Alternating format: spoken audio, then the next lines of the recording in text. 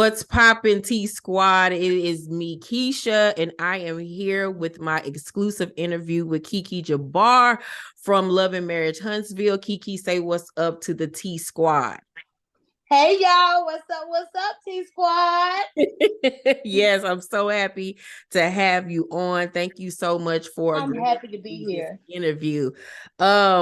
We got a lot to go over, okay? So I already know. But I like to start off with 5 questions that I always ask in my interviews. And so the first one is describe yourself in 5 words. Oh wow, that's a good one. Okay. Dynamic. Okay. Intellectual. Okay. Feisty. Spunky. Mm-hmm. And I would say bold. Okay, I would agree. Every last one, I would most definitely agree. What would you say would be your greatest strength and weakness? So I would say my greatest strength would most definitely be my intellectual capabilities. Mm-hmm. I think outside of the box. I've just always been very smart.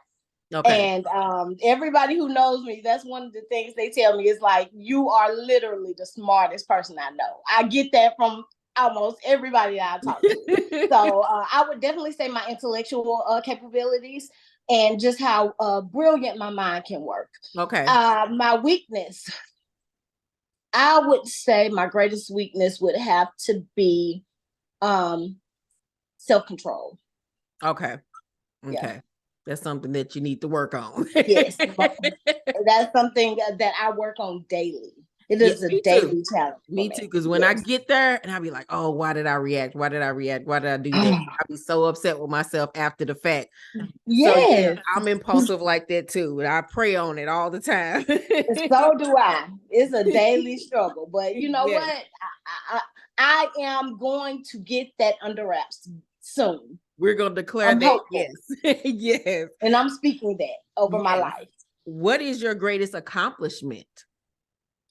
Ooh, my greatest accomplishment would be, of course, having my 3 beautiful children. Mm-hmm. I think they're my greatest accomplishment. But I would say I've always been very proud of the fact that at 26 years old, I got, my master's degrees, and I became, a college English professor at Alabama A&M University, and made history for being the youngest, English professor to be hired full time there.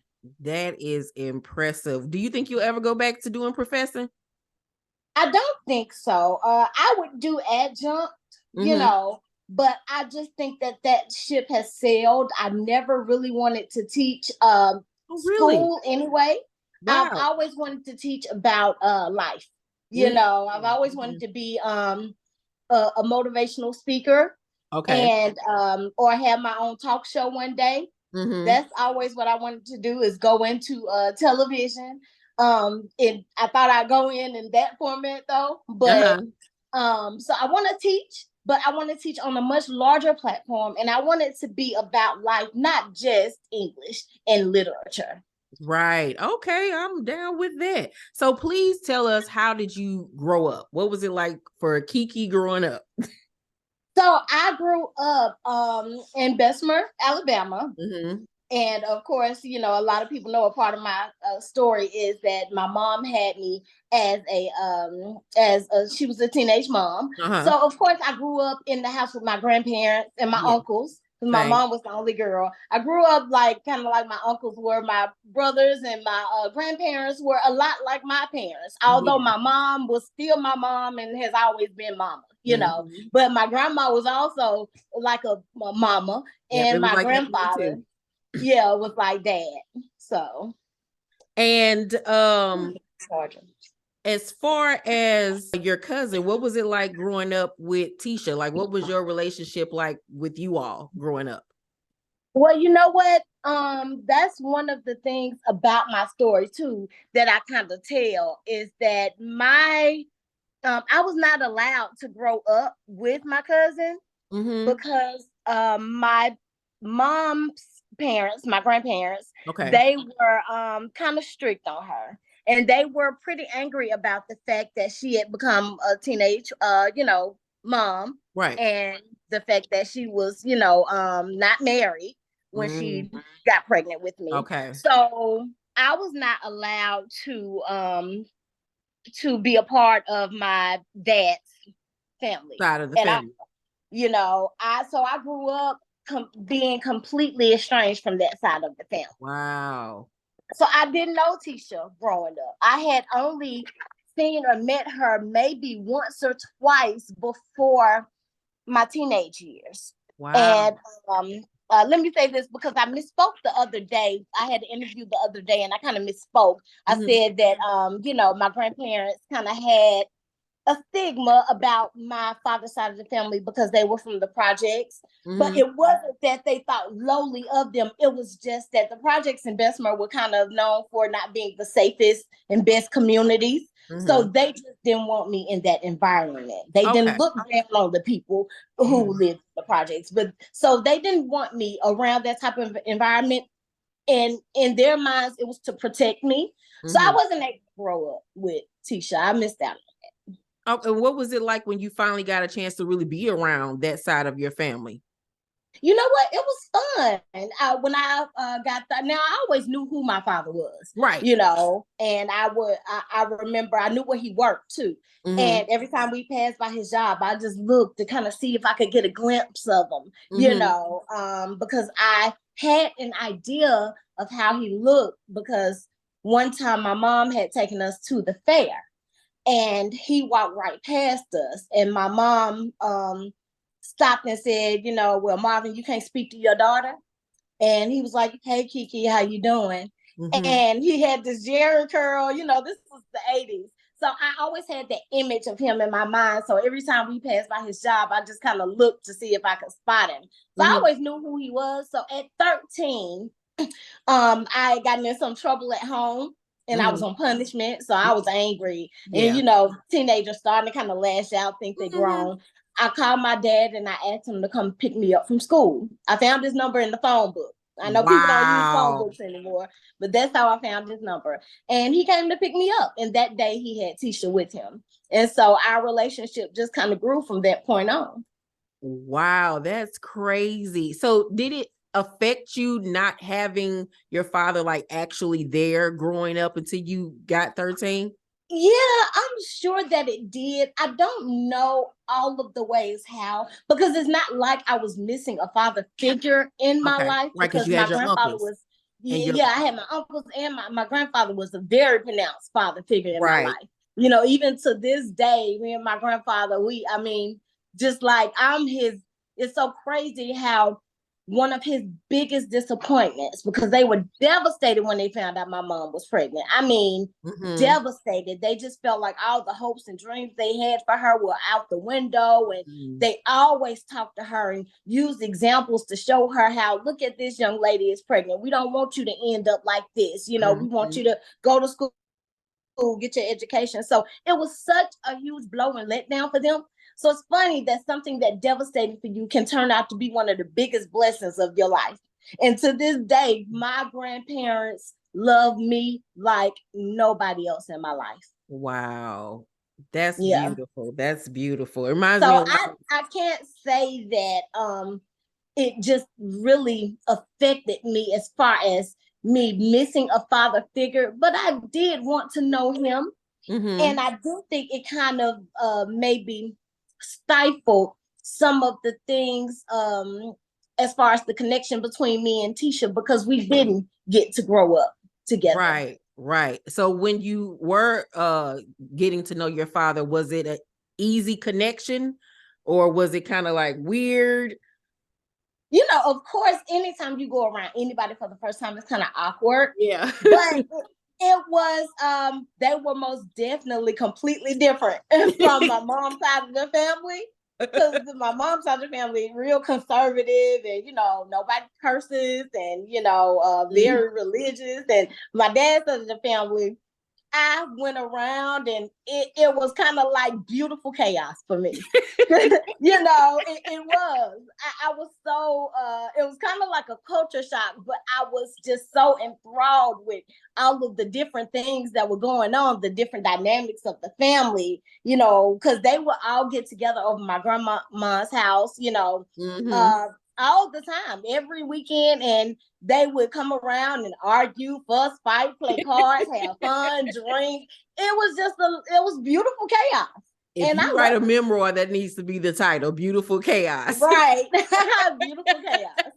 And so when you finally met Tisha, was it like an instant connection, cousinship between you guys? Like, how was it for you guys when you were teenagers? You know what? I don't remember it just being like instantaneous. I do remember us just kind of growing in our relationship, you know, because I say that because I have a boy cousin, and for me and him, it was just kind of like instant, you know. And for me and Tisha, it was a lot more growing. We took our time really, you know, kind of like courting one another in a get sense. to know each other, feel each other out. Yeah. How was it like when you got to be around Wanda? How was that? Even that was interesting, and it was fun. And you know, she was unique to me because it was this grown woman and she sucked her 2 fingers. She would suck her fingers and she rubbed your ear while she did it.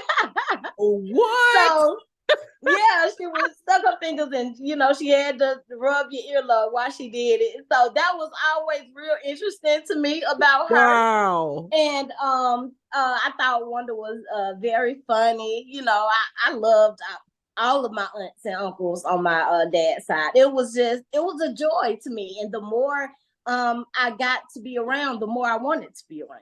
Right. Oh, yeah. It's fun, child. And Wanda, she would play with my hair and she would say, you know, you have such beautiful long hair, because all of us, even Tisha, she had beautiful, you know, long hair, you know, and so did I. But Tisha's texture is a lot. She has beautiful texture of hair. Let's get to the show. Did you express a desire to be a full-time cast member to Tisha or anyone else, or did production come to you to be on the show? No, I did express a desire to be a cast member on the show to Tisha, and that was pretty early on, you know, but I didn't want to do it while there was beef between Tisha and Melody, because I really didn't want to get caught up in that beef. And I called myself trying to wait until the coast was clear, and I couldn't date it. Yeah, it didn't work at all. How did she respond when you told her that you wanted to be, you know, on the show? Well, you know what? She kind of, it was something that she kind of knew anyway, because my undergraduate major was in performance communications, you know. So I always wanted to do TV since I was a little girl. You know, I've taken acting classes and all types of things. And that's what I thought that my career would be. I thought that I'd go into after I finished undergraduate, I thought I'd go in as maybe a news anchor. Oh, okay. And from a news anchor, maybe even go to law school and, you know, start talking on CNN as a political analyst, and then from there go and get my own talk show and maybe do some acting. I've always wanted a career that was similar to some of the things that Oprah has done. Right. You know, except for I'm also a writer. So it was kind of like non-spoken. We both knew that I wanted to do TV. So my first cousin, it was like it fell in my lap because my first cousin got blessed with that opportunity. Right. So I knew that one day, you know, they were going to bring me in and incorporate me. Or at least I thought so. Okay, that's what's up. So were you and Tisha on good terms when you finally did get picked up for the show, or were things a little rocky? They were rocky. They were awkward. You know, we were in a space to where things had happened. Neither one of us really had trust for one another. Our relationship had fallen far from where it had been when we were best friends. Yeah. And that had been going on at that point for I'll say about 8 to 10 years, you know. Wow.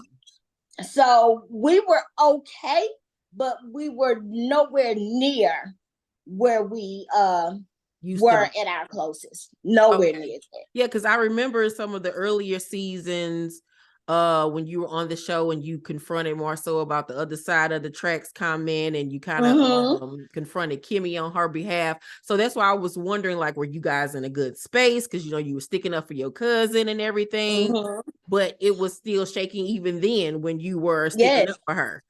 Wow. Absolutely. And don't get me wrong now, we don't even have to be in a good space for me to stick up for her. Because it's kind of like one of those things where it's like, I can talk about my mama, but you can't, you know? Okay. And even to this day, just say I just went out somewhere and I saw, you know, some conflict taking place with her and somebody else that I didn't know. I wouldn't hesitate to jump into that conflict. Okay. Well, that's good. Did you ever feel like you were encroaching on her opportunity? Like, maybe I shouldn't do this because it's already kind of awkward between us. Maybe I shouldn't go on to the show. No, I didn't. Never. The only one time I felt like that. Well, actually, it's 2 times I kind of felt like that. But it was more so because she made me self-conscious about it. The first time was and she tells this story when production was coming over to visit. And at that time I had a show that a treatment that I had done for my own show. And I had, like, you know, this portfolio with headshots and just all this stuff in it or whatever. And I had it in my work bag, which was always in my car. And so when she told me production was coming, I was like, well, you know, can I come over and just kind of, you know, see how the process is? And because it would not have necessarily been uncommon for me to be over, you know. Right.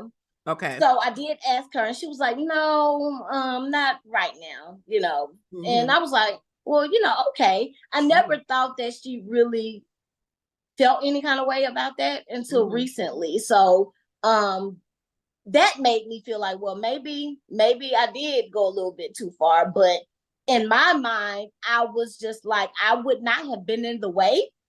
I know how to conduct myself. I would have just been there to observe. And if an opportunity presented itself, like for me to speak to somebody in production, like, how did you get into this business? And, you know, it could just kind of go from there.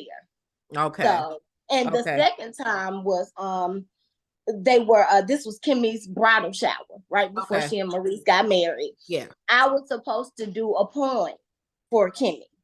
And, I guess Tisha kind of felt like I was trying to do the poem to get on TV, which wasn't necessarily the case. I just had a really good poem that kind of pertained to love that I had written. And I wanted to read it for them. And Tisha, she just acted really funny. Like, nah, I'm not going to allow you to read it. No. And I was just like, okay. Then later on, I found out that, you know, she and Marceau was kind of mocking me for wanting to read a poem. So. Oh, wow. Okay. So even in that time period, you kind of got a little uneasiness that maybe she don't really want me to be a part of this. Did you? Okay.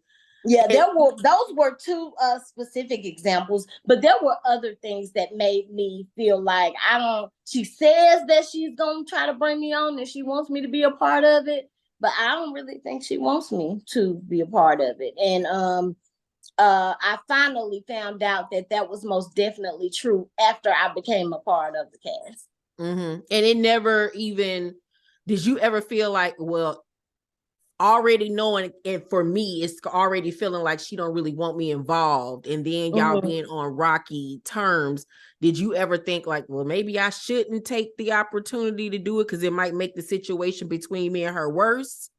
I did, and I spoke to her about it. And I even said to her, you know what, if this is going to cause us to, you know, have a bad relationship, I don't want to do it.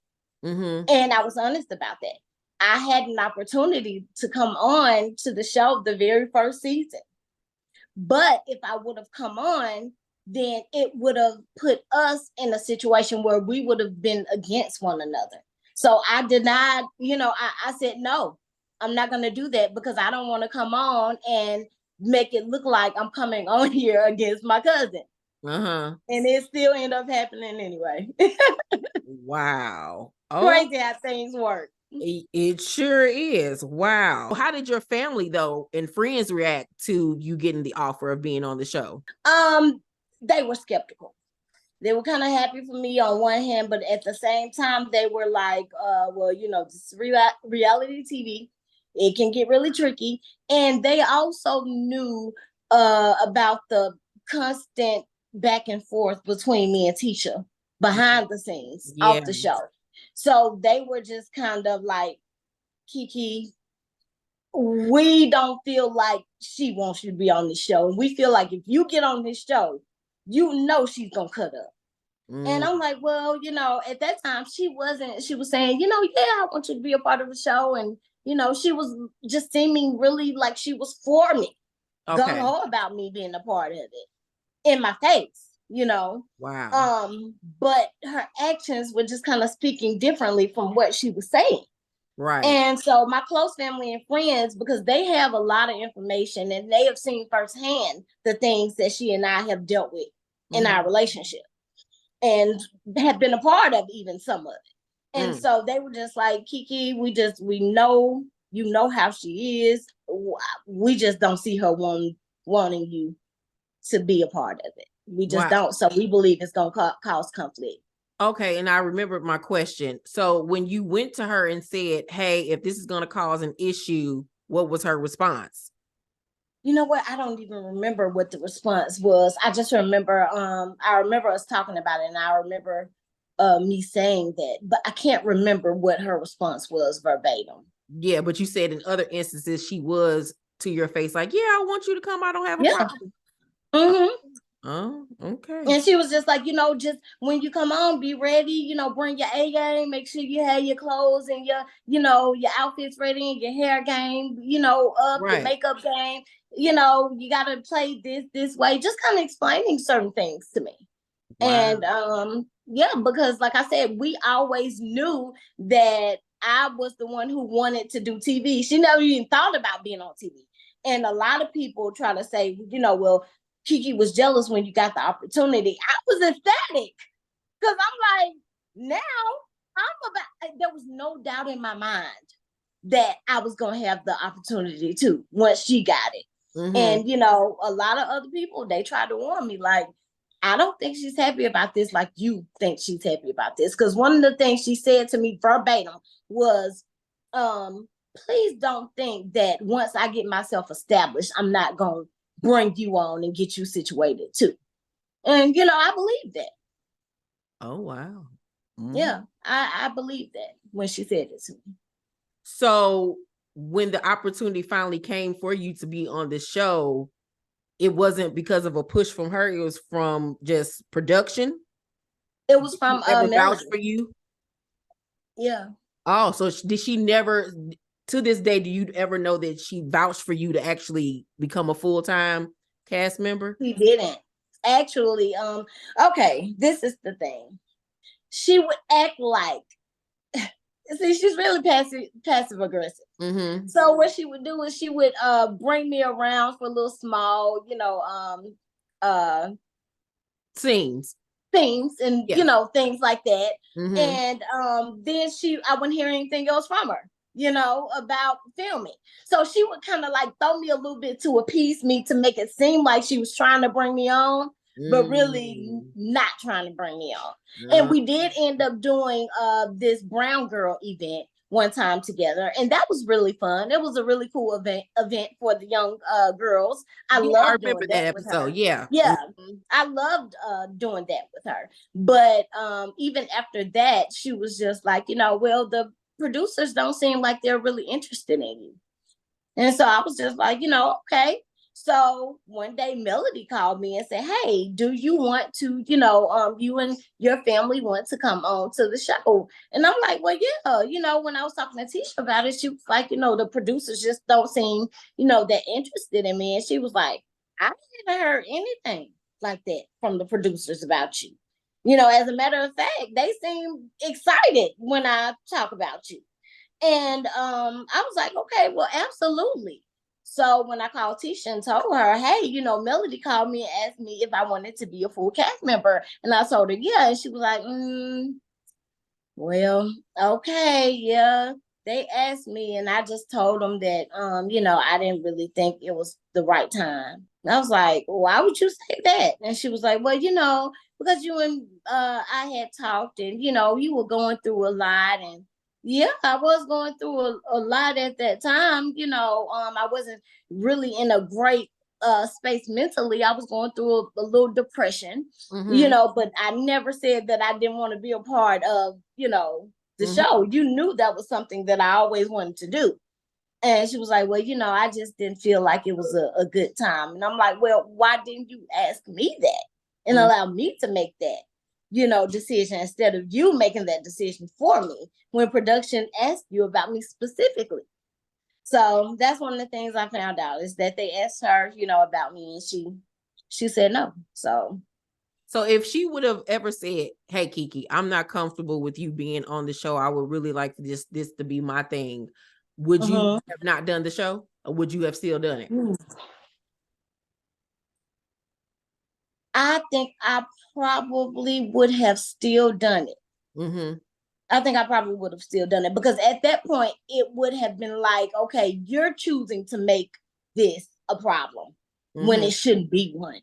Why wouldn't you want me to be on this platform when you know that this is something I've always wanted to do? Not necessarily reality TV, but just get that platform so that I can take my career in the direction that I want it to go.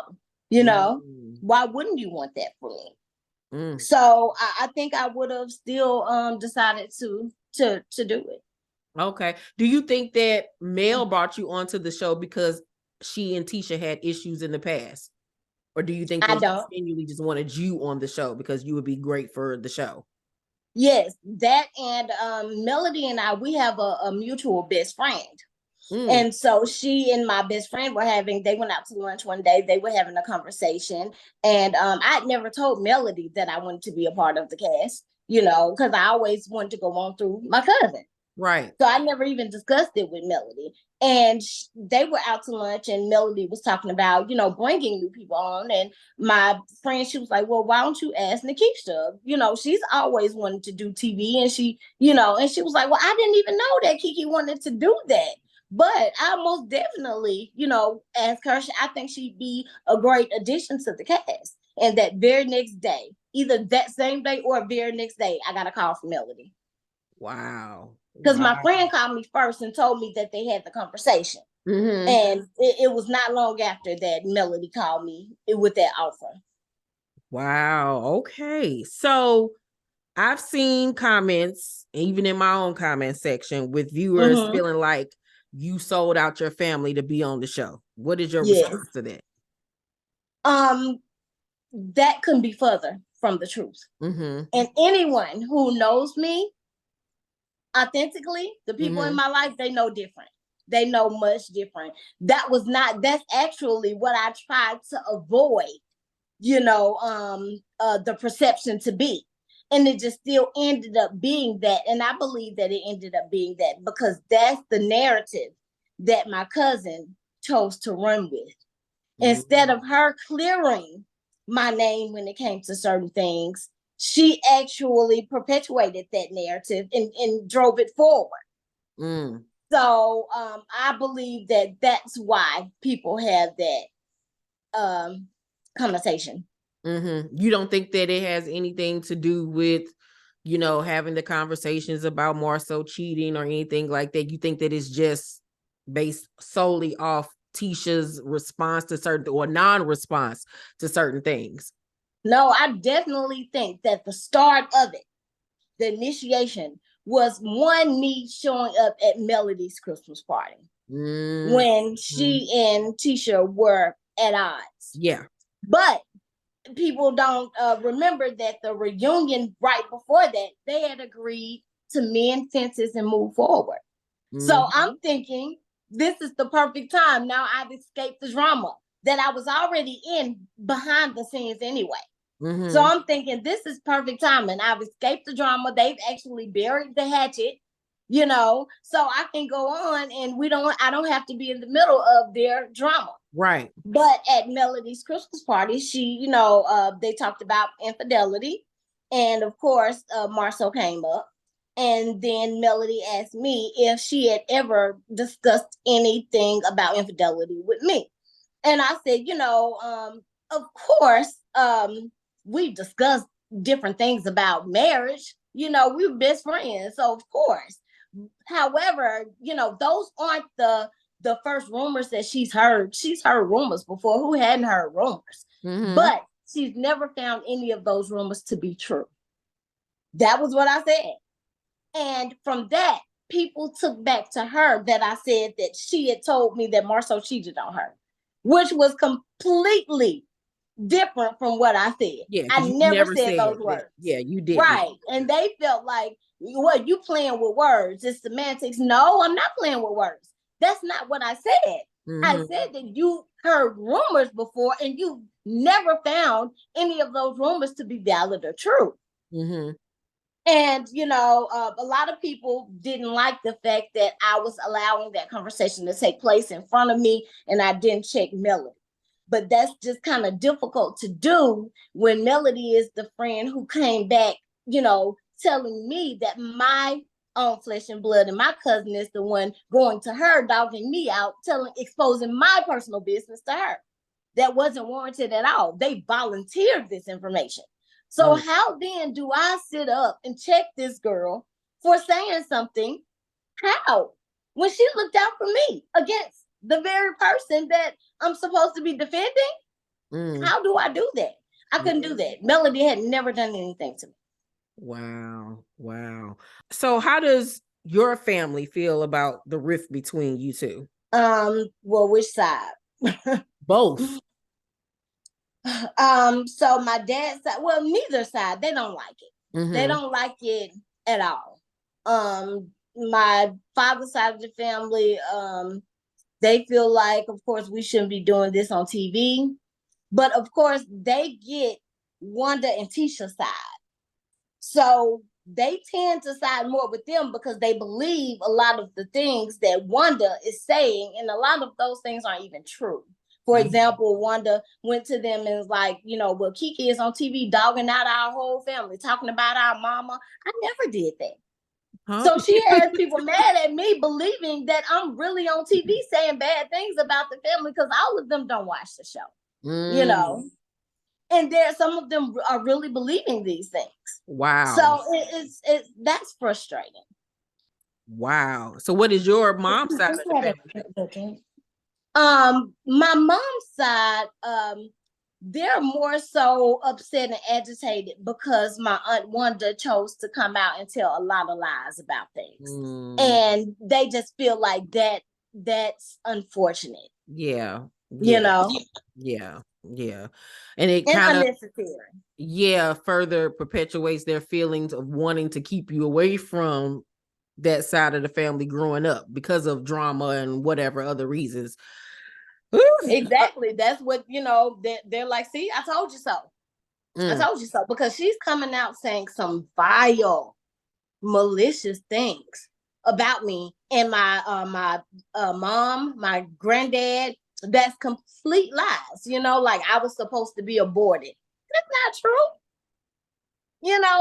She's come. I mean, that's not the worst thing she said. She has said so many vile things that people are, hitting me up. I mean, publicly, and people are hitting me up like, I cannot believe that an aunt would even say anything like this about her niece in public.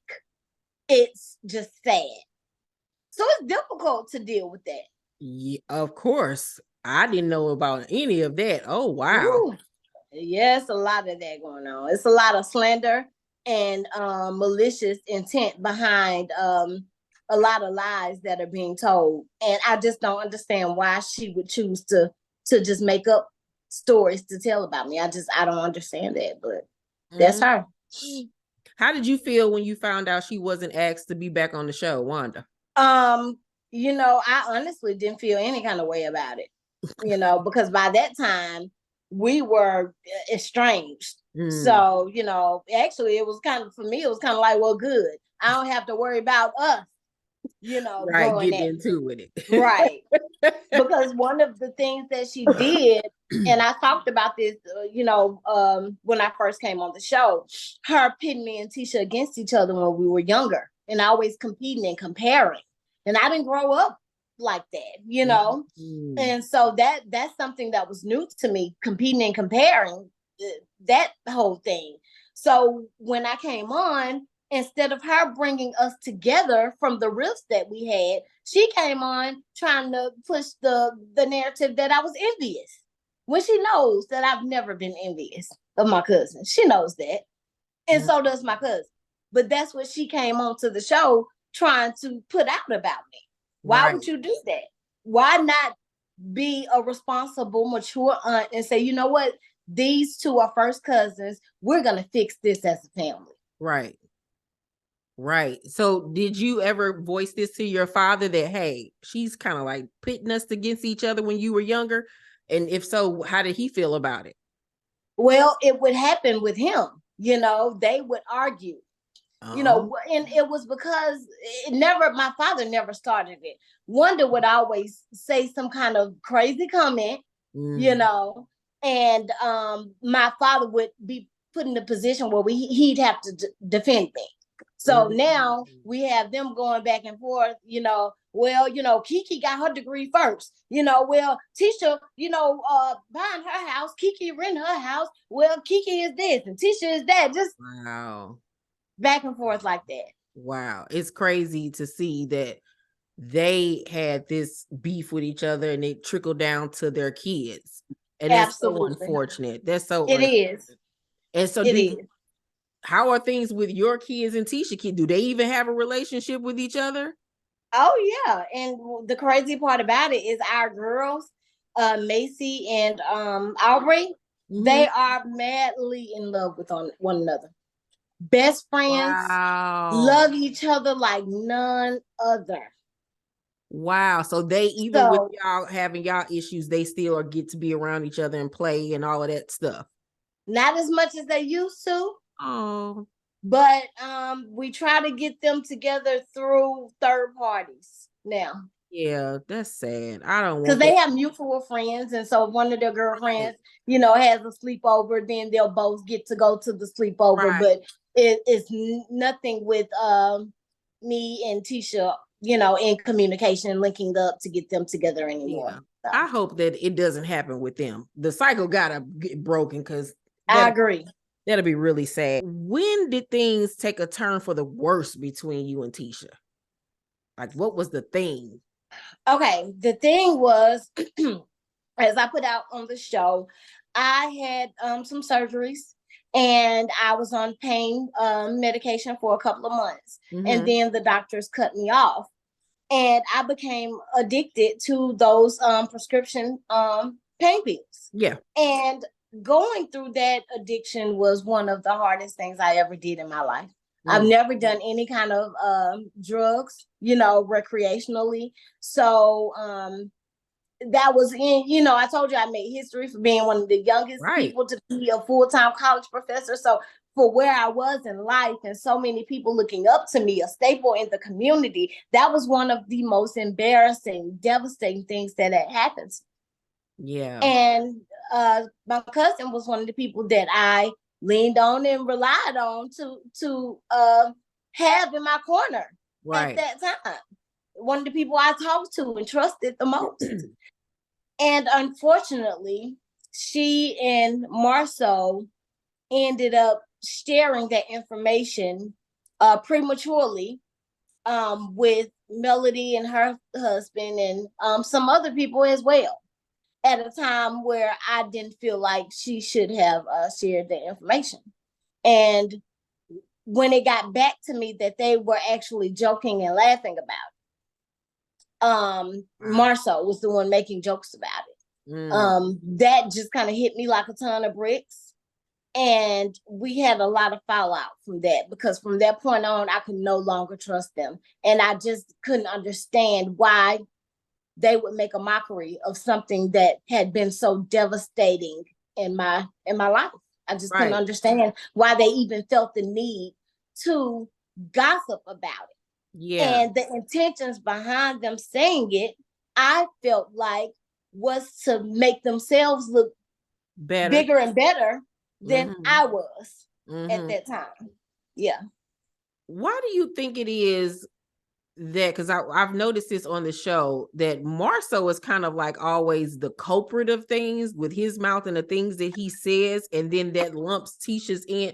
Why don't you think that she ever sticks up for other people and tell him to stop? Or like you said, he was the one pretty much making fun of your addiction, and she obviously was sitting by idle and wasn't saying anything or laughing. Why do you think she does that? I can't figure that out to save my life. I don't know. And that has caused a rift in our relationship as well. Because, there have been times where she and I were on the phone and I'm pouring my heart out to her, and I'm bawling on the phone, telling her how I feel. And next thing I know, he takes the phone from her and me and him end up in an argument.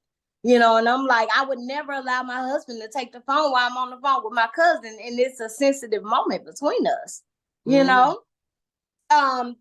She's told him, I've never once told my husband any of her secrets. Marceau knows so many things about me he should know. And so that's one of our rifts too. I just simply do not trust her anymore at all. And it's funny, with her saying that I'm calling around asking people about her, when she allowed her husband to call around asking people things about me. And they never even apologized for it. So when you found out that how did you find out that they told Melody and Martell about your addiction? How did you find out? One of that mutual friend that we have, we were talking one day, and it took a while for her to tell me, but she was like, you know what?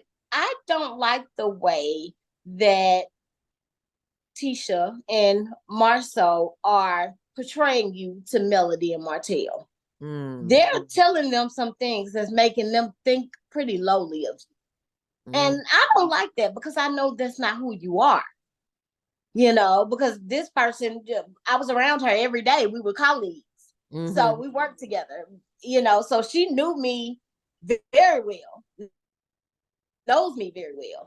And just the perception that she was giving Melody, even though Melody and I and Martell, we knew each other already. We were already associates, Right. I actually knew Melody before they did. Before any of them did, the Scotts. Oh, wow. So I didn't know that. I knew Melody and Martell before any of the Scotts did. So that's another misconception. People think that I met Melody through Tisha, Melody. Right, that's what I thought. Yeah. No, I knew Melody. I've known Melody since 2007, because at the time that I was getting my master's degrees, she was getting her undergraduate degree in English education. Wow. So, yeah, I knew her since 2007, and I believe she met Tisha. I actually introduced Melody and Tisha to each other for the first time. Well, that hasn't been explained on the show. Right. It hasn't. Because we all assumed that it was the other way around this whole time. No. And I think that if the viewers knew that, it would give them a different perspective of always feeling like you betraying your cousin and you shouldn't be friends with Melody and this, right. Third. Wow. Look, actually, Tisha met Melody because our mutual friend, at that time, she was doing pop-up shops. She had an event, and I took Tisha with me as my +1, and I introduced her to Melody at that event. It was shortly after that Marceau and Martell became buddies. and then they introduced their wives to one another, and they started all kind of hanging out. But the first time she met her was actually through me. Yeah, okay. It's crazy, right? Yeah, People I'm learning a people lot. really think the opposite. Yeah. Now, Marcel made a comment on this week's episode, well, this past week, it was episode 22. After you left the barbecue, where he was like, y'all don't understand. I've been who here has had to go pick her up on the side of the road at night and talk to her for hours and this, that, and the third. So was there ever a point where you and Marcel had a close relationship, where you felt comfortable around him, or y'all had, a camaraderie or anything like that? Yes, Marcel, okay. We were all very close, honestly. My husband and me would hang out with Tisha and Marcel every single weekend. Our kids were always together. We were always together every single week. Me and Tisha talked to each other every day, many times a day. Wow. So we were very active and a part of one another's lives. And Marcel was like a brother to me. I definitely call him and talk to him about different things, because Marcel and I are more talkers, and we're more I don't want to say we're more, well, we're a little bit more intellectual. Okay. So we were able to kind of have those types of long drawn out conversations. So yeah, we were very close at one point in time. Mm-hmm. And what was the turning point that things shifted between you two? Was it what they did was far as okay. Yep, same thing. That's where everything just kind of all changed. It was also my addiction. Because of course, when you're going through something like that, you kind of turn into a person that the people who love you don't recognize. I've had my husband say to me on occasion, I don't even know who you are anymore. Based off of some of, the things I might have said or did, or, my mind frame at the time, so that also took a toll on us. But they weren't around as much as they try to let on. Like he said, they put a lot of misconceptions out there.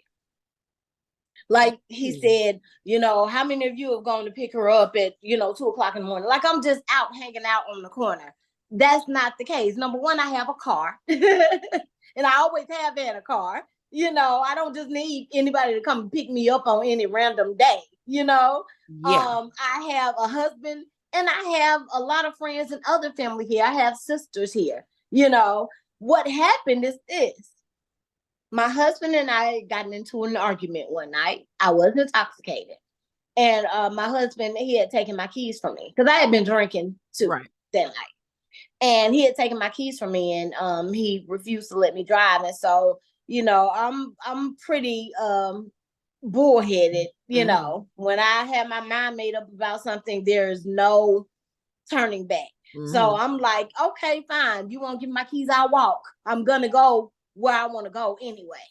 So I left walking, and at that time, Marcel was working at a movie theater, and there's a Westin hotel there that he got a discount on. So I called Marcel, and I'm like, hey, I'm walking down University Drive. Me and I just had a huge argument. Will you come and, pick me up? I stopped at a gas station. Okay. So I'm like, I'm at this gas station. Will you come and pick me up and take me to the Westin so I can get a room and stay there for the night? Well, he did pull up, and my husband pulled up not long after him. They kind of pulled up at the same time,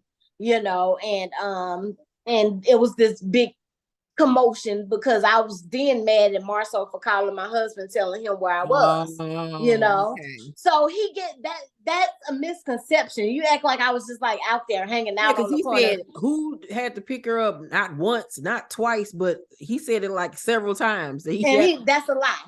That's a complete lie. Why would you have to pick me up that many times? Like I said, when I have a car. I have a car. It's not many times people had to pick me up from anything. And why would I call him instead of my husband, or one of my sisters, or one of my best friends? No, that's not true at all. Yeah, because it paints the picture that like you were strung out on the corner. Right. And that, but see, that's the thing. Marceau knows what game he's playing. He likes to play with people's minds. Mm-hmm. He likes to give riddles and all of this stuff to try to mind, confuse people a little bit. Mm-hmm. That's the game he likes to play. So he's gonna throw these things out there to try to make people think that it was so much worse than it really was, because he wants people to have that perception of me so that he can kind of escape his problems and what's been being thrown out there about him. He wants to shift the blame all to me and make everybody don't see me, hey, see her. So, and wow. it works for some people, but the smarter people pick up on it. Yeah. So can you explain to us this recent rift between you and Tisha with this whole thing with the beautician and all of this, like the makeup artist? What is going on? It's, oh my God, it's like a whole headache that's going on. An entire headache, okay? So I know it's confusing to a lot of people. Yeah, because I was confused, child. I got the whole story wrong. My audience was like, Keisha, you said it wrong. I was like, well, what is happening? Somebody tell me. Have you yourself ever seen for your own eyes, been told verbatim, or saw any kind of evidence that Marceau has in fact cheated on your cousin? Kimmy's makeup artist had been accused of the same thing. But Kimmy's makeup artist, they actually fired. So I'm looking at this like, did my cousin try to set me up? I think that Marceau has a crush on Melody. Have you ever witnessed that? Some of the viewers feel like Tisha is jealous of Melody. Do you feel the same way? So she called me and we hacked into his account, tried to find more information about it.